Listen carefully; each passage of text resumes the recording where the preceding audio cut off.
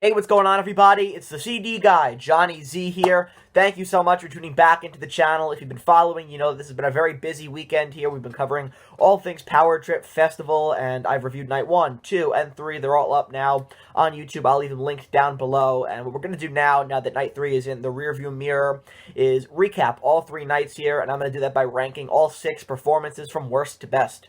Worst to best, however, does indicate that there was a bad performance at Power Trip, and I don't feel that way at all. I think every band brought something different to the table, and everybody had a good set, in my opinion, so that in mind, let's get started here. Coming in at number 6, I'm going to go with Judas Priest. Priest came to the rescue here this weekend, filling in for Ozzy, who unfortunately had to drop out, and they delivered a solid, if not predictable, standard Judas Priest set list here. Some people disagreed with me when I said that Halford seemed to be phoning it in during this set, but for me personally, having seen Priest last year and having my expectations blown away, by his vocals still at his older age, I felt like this was a less inspired performance by Rob Halford, but still solid nonetheless. And of course, the big headline here for Judas Priest being that they announced their next studio album during their Power Trip performance, The Invincible Shield, with the first song, I believe, being dropped this Friday, the first single, so stay tuned to the channel because I do plan on reviewing it when it drops, and of course, I will be reviewing the new Priest album as well, but solid stuff here by Judas Priest, probably the least inspired set of the weekend, but Priest to the rescue here, filling in for Ozzy, and did a fine job as well, so coming in at number 6, going to go with Judas Priest.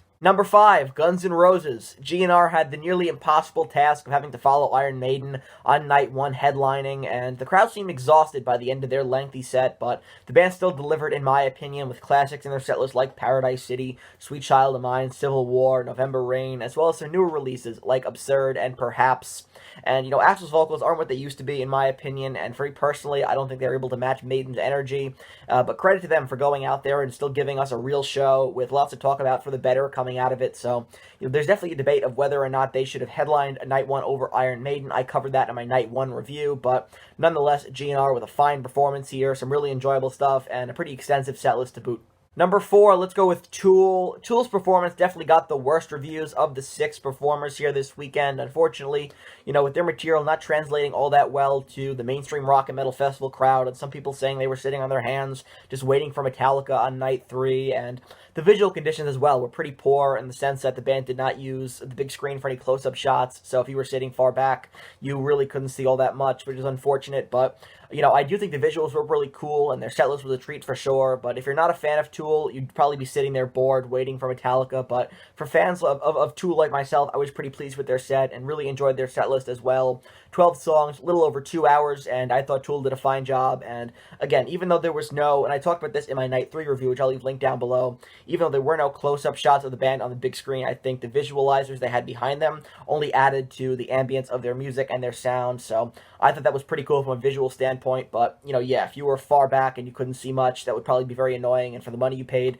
I'd probably be a little bit annoyed at that too, but musically, Tool did a fine job in my opinion, definitely the most underrated performance of the weekend. Following up Tool with Metallica here, they headlined night 3, and they closed out the festival, which was a great contrast, I think, to the atmospheric Tool sound. Metallica gave a high-octane, fun set list, playing lots of older material, right? Lots of thrashy stuff from their first 4 albums, and also you have 2 songs from 72 Seasons, as well as them bringing Hardwired back into the set list, which I thought was kind of cool. This was a fun set, I think an appropriate way to close out night 3, considering Metallica are the biggest metal band in the world. Again, I talked more about Metallica and Tool in my night 3 review, but I think they had a fine performance, lots of fun. I happened to see Metallica on this tour, on the M72 tour at MetLife Stadium, and thought it was a lot of fun, so I kind of expected their set list to be, a mixture of songs they were pulling from the 2 no-repeat shows, and that's pretty much what it was, but still a fine show, right? Some great thrashy elements. They did some stuff on the Black Album as well, so generally a pretty diverse set list in my opinion, and again, it was high energy and a good contrast there from Tool, who delivered a more moody, atmospheric kind of a set list with that kind of a vibe to it. So,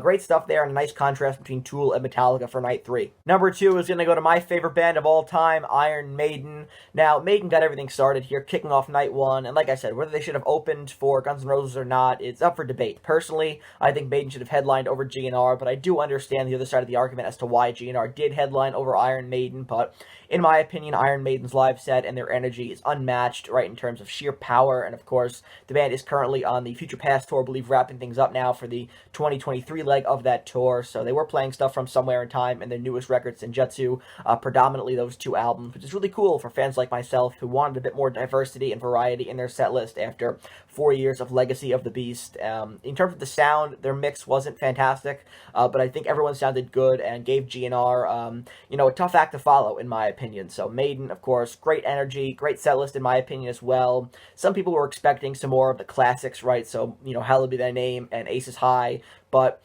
I think, I've been looking for more variety in the Maiden set list for a long time, so I'm really happy with the diversity in the set for the Future Past tour. So I definitely wasn't really missing, some of those greatest hit songs, although I do agree that Hallowed Be Thy Name should be in that set list. But nonetheless, Maiden with a great set here, and typically would be my number one pick, but just for today, there's a little bit of a change. And that change comes in the form of the return of acdc. Now, typically, like I said, Maiden, my favorite band of all time, would always be my number one, but acdc's performance at Power Trip stole the weekend, in my opinion, in more ways than one. What their performance represented is just as important as the music itself, in my opinion.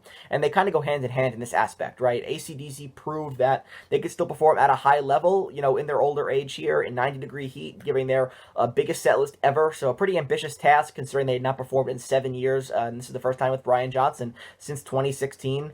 And, they really pulled a great variety in their set as well, with a great mix of, classics, of course, stuff they have to play, and some unexpected tracks that I had not thought were going to be in the set list at all. So a really great set list, in my opinion, here. This was a triumphant return for acdc as far as I'm concerned, and right now we don't know what the future holds for the band, whether this was it or they're going to announce, maybe some tour dates here and there for a farewell tour, maybe some scattered locations, but probably nothing big. But we don't know anything right now, so this could be it for acdc, and if it was, they went out on top, not limping all the way to the finish line like they did in 2016. So a great return for acdc. It was awesome to see Brian Johnson back up there. He looked thrilled and, back on top of the world, right?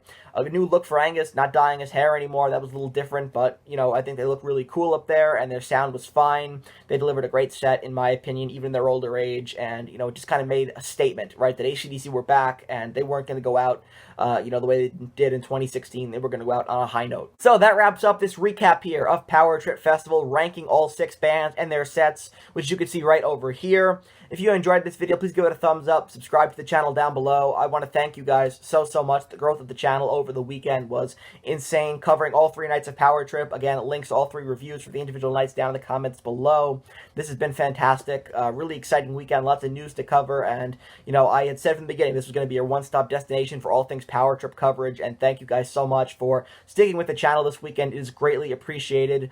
Be sure to turn on the bell for notifications, because I still have a lot more cool uploads coming in the month of October, lots of newsworthy stuff still to come. And let me know down in the comment section below, what do you think was the best night of Power Trip, and what was your favorite performance of the weekend? I want to hear from you, so please let me know all that good stuff down in the comments. And until next time, it's the CD guy, Johnny Z, signing off. Take care, everybody.